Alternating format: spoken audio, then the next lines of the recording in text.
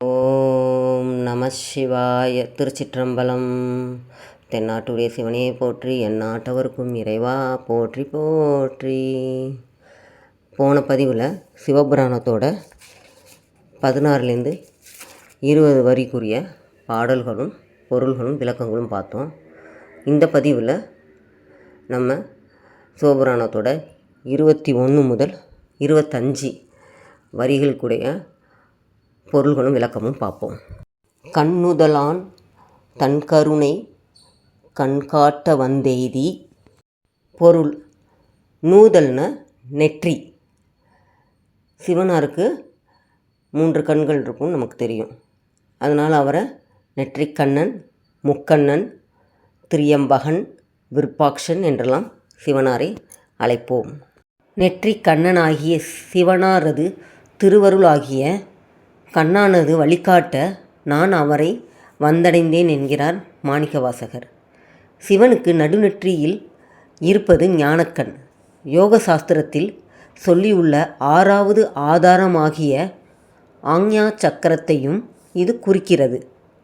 ஞானக்கண் பரம்பொருளை காட்டுகிறது. ஊனக்கண் உலகை காட்டுகிறது. இகம் பரம் ஆகிய இரண்டையும் சிவனார் ஏக காலத்தில் பார்த்து கொண்டு இருப்பதால் அவர் முக்கண்ணன் எனப்படுகிறார். சிவனாரது ஞானக்கண் ஜீவர்களுக்கு அருளை அளித்து அவர்கள் உய்வு அடைவதற்கு உறுதுணை ஆகிறது. கச்சியப்பர் எழுதிய கந்தபுராணத்தில் பெருமான் காமனை எரித்த செய்தி பெருமானின் நெற்றிக்கண்ணோடு தொடர்பு படுத்தியே சொல்லப்படுகிறது. பத்மாசுரனை அழிக்க வானவர்களும் முனிவர்களும் பெருமானின் திருவருளை வேண்டி நிற்க, காமன் தனது மலர் அம்பினை பெருமான் மீது ஏவ, பெருமான் தனது நெற்றிக்கண்ணினை திறக்க காமன் எரிந்து சாம்பலாகி போவதாக குறிக்கப்படுகிறது. காமன் என்பவன் ஆசைகள் தோன்றும் இடமாக குறிக்கப்படுகிறது. அவன் ஏவிய மலர்கணைகள் ஆசைகள் என்பவையே.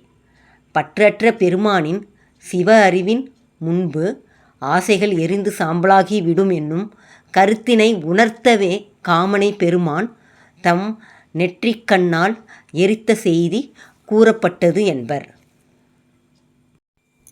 காமனை தன் நெற்றிக்கண்ணால் எரித்த கடவுள் அதே நெற்றிக்கண்ணின் வழி முருகப்பெருமானை தோற்றுவித்த செய்தியும் கச்சியப்பரின் கந்தபுராணத்தில் குறிக்கப்பட்டுள்ளது.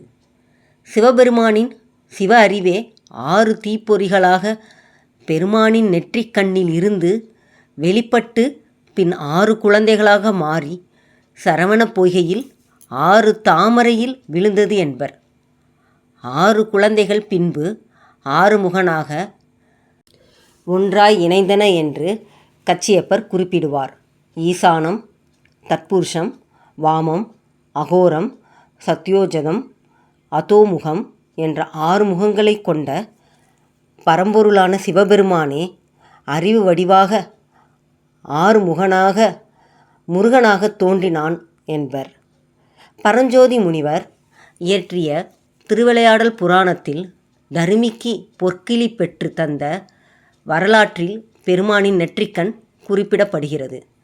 நக்கீரர் என்னும் புலவருக்கு பொருள் உணர்வு ஏற்படுத்தும் பேர் அருள் திறத்தால் பெருமான் இறையனராக தோன்றி பாண்டியனின் ஐயத்தை போக்குவதற்கு தருமிக்கு பாட்டு எழுதி கொடுத்தார். இயற்கையாக பெண்களின் கூந்தலுக்கு மனம் கிடையாது என்று பொருள் உணர்வு பெறாமல் நக்கீரர் வாதிடுவார். பெண்களின் கூந்தல் மண் தத்துவத்தினால் ஆனது. மண்ணுக்கு இயற்கையாக மனம் உண்டு. அதனால் பெண்களின் கூந்தலுக்கு இயற்கையாக மனம் உண்டு என்று பெருமான் எடுத்துரைத்தும் நக்கீரர் உணர்வதாயில்லை. உடனே பெருமான் தனது நெற்றிக்கண்ணை திறந்தார். நெற்றிக்கண் திறப்பினும் குற்றம் குற்றமே என்று வாதாடிய நக்கீரரை பெருமான் நெற்றிக்கண்ணில் இருந்து வெளிப்பட்ட அறிவுத்தீ எரிந்து சாம்பலாக்கி நக்கீரரை பொற்றாமரை குளத்தில் விழ செய்தது. பெருமானின் திருவருளால் சிவ அறிவுடன் நக்கீரர் நலமுடன் மீண்டு வருகிறார். பெருமானின் பேரருள் கருணையையும் பேர் அறிவு திறத்தையும் பெருமானின் நெற்றிக்கண் உணர்த்தி நிற்பதனால் மாணிக்கவாசகர் கண்ணுதலான் தன்கருணை கண்காட்ட வந்தெய்தி என்று குறிப்பிடுகின்றார். எண்ணுதற்கு எட்டா எழில் ஆர் கழல் இறைஞ்சி. பொருள்: எழில் ஆர் அழகு நிறைந்த. எழில்னா அழகு, நமக்கு ஏற்கனவே தெரியும். கழல் பாதம் அல்லது வீர சிலம்பு பூண்ட பாதம். இறைஞ்சுதல்னா வணங்குதல். எண்ணுதற்கு அப்படின்னா காண கிடைக்காத.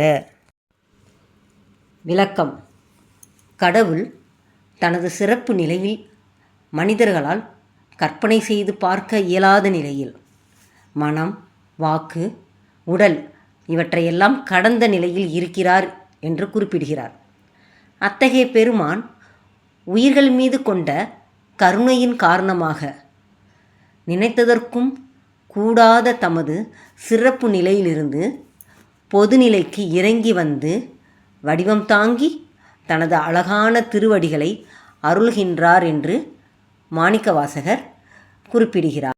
பொதுநிலையில் இறைவன் தனது ஆற்றலாகிய சக்தியை வெளிப்படுத்தி எல்லா பொருள்களுடன் கலந்து இருந்து அவற்றை செயல்படுத்துகிறார்.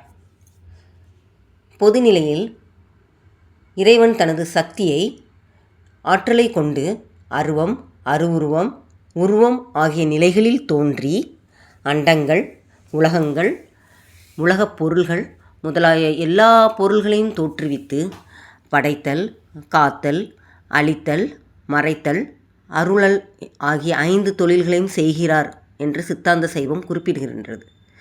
இந்நிலையில் இறைவனுடைய 3 நிலைகளான அருவம், அருவுருவம், உருவம் என்பது அருவம் என்பது கண்ணுக்கு புலப்படாத அறிவால் உணரும் நிலை. ரகசியம் சொல்கிறாங்களா, சிதம்பரம் ரகசியம், அந்த மாதிரி. அருவுருவம் என்பது கண்களுக்கு தெரியும், உறுப்புகளால் விளங்கி தோன்றாத நிலை என்பர்.